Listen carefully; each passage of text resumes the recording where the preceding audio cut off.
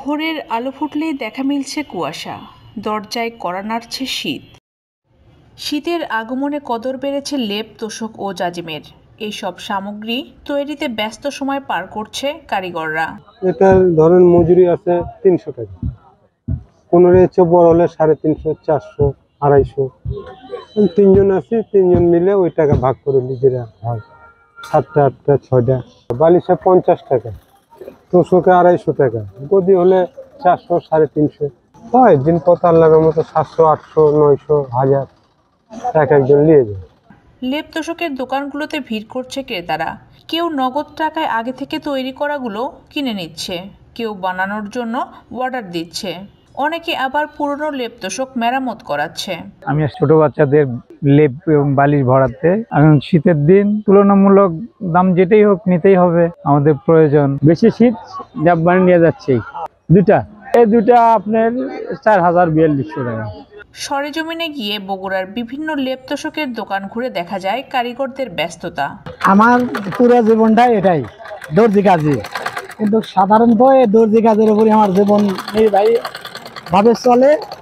এটাই এখন সিজন টাইমে একটু কাজ বেশি, আর গড় সিজনে হয় মোটামুটি সংসার চলে। এই 24 বছর পর একটা লেপের কভার করলে 20 টাকা পায়, একটা গদির কাপড় করলে 40 টাকা পায়, বেডশিট 20 টাকা পাই, কভার 20 টাকা পাই, কোল বালিশের কভার 20 টাকা পাই।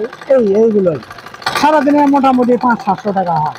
ওই সময় একটু আরো কম হয়, 300, 400, 500 এই পর্যন্ত। এখন একটু 200-100 টাকা বেশি হয়। প্রথমে আপনার তুলা মাপে নিতে হয়, তুলা মাপে নেওয়ার পর আপনার পান্টি দিয়ে বাড়ি দিতে হয়, তুলাটা ধোনাই করতে হয়, ধোনাই করার পর আপনার তুলাটা ফাইন করে বিছিয়ে নিতে হয় লেপের উপরে। বিছিয়ে নেওয়ার পর আপনার ওটাকে আবার মুড়ে আবার সমান করতে হয় মুখ মারার পর আপনার প্রায় একটা লেপ 1.5 থেকে 2 ঘন্টা প্রায় তুলতে লাগে। যাই হোক, গোটাটা সেলাই করতে লাগে। আমাদের এটা এখন আমাদের অভ্যাস হয়ে গেছে, কিন্তু এখানে অন্য কেউ যদি এক ঘুরি থাকে তো ধুলে মনে হয় তার সর্দি লাগা যাবে। আমাদের ওটা অভ্যাস হয়ে গেছে। ধুলে তো ক্ষয় লাগে, তারপরে মনে করেন যে লাখ টাক ঝাড়লে পারে ধুলে টুলে কিছু বের হয়ে যায়, কিছু ভিতরেও চলে যায়।